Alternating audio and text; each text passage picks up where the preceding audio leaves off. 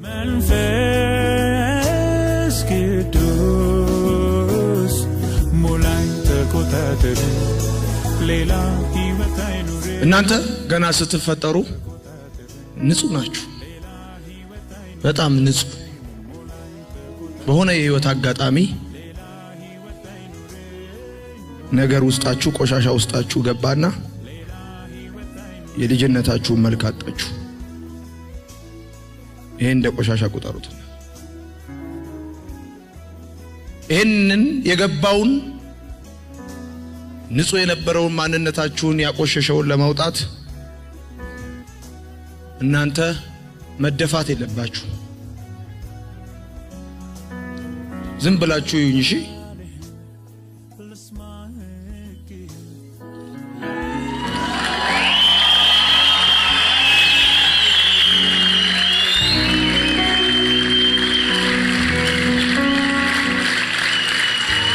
ስሙኝ፣ ወደ ልጅነታችሁ ትክክለኛ ውበትና መልክ መመለስ ከፈለጋችሁ መደፋት አማራጭ ሳይሆን የገባውን ለማውጣት ሌላ ማስገባት ነው።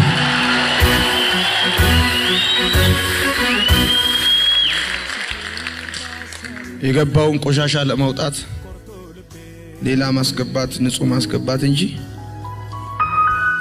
በመደፋትና ባዶ በመሆን ኦና በመሆን አትመኑ። ስትወለዱ ማታቁት ክፋት፣ ስትወለዱ ማታቁት የትኛውም ነገር በህይወት አጋጣሚ ውስጣችሁ ከገባ ለማውጣት ለምን ትደፋላችሁ?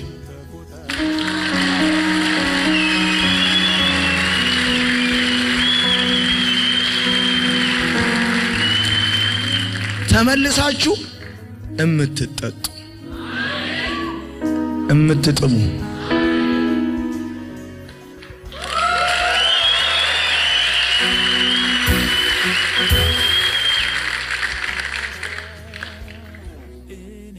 እምትጥሙ እምትጠጡ። እኛ ሀገር አማራጭ ያልሆነ ነገር አማራጭ ነው ተብለን ስለሆነ ይኖር ነው። የሆነ ነገር ከሆነ ካልተደፋን፣ ካልሞትን፣ ካልጠፋን ኮሬክሽን ያለው ስለማይመስለን ካልሰባበር ነው ምናምን ማለት። ስትወለዱ ንጹህ ናችሁ፣ ምንም ክፉም ጥፋትም ነገር የለባችሁ። ኢቭን የማትፈልጉት እናንተ ካለ ከማትፈልጉት እናንተነታችሁ ውስጥ ያለው ትክክለኛው እናንተነታችሁ መሞት የለበትም። እሱን ለማስወጣት ገመድ መግዛት የለባችሁ፣ ማበድ የለባችሁ።